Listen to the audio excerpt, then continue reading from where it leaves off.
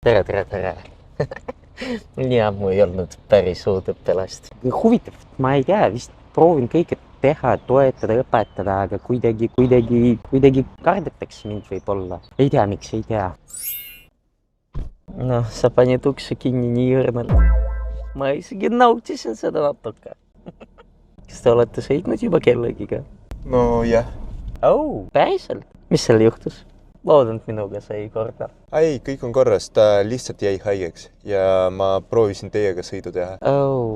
Aga kellega sulle meeldis rohkem? Kas sa jääd minuga? Ei, vabandust, ma olen rahul oma sõiduõpetajaga. Tegelikult mu õpilased on väga väärtuslikud minu jaoks. Ma ei tea, miks neid on nii vähe, aga me oleme nagu parimad sõbrad nendega.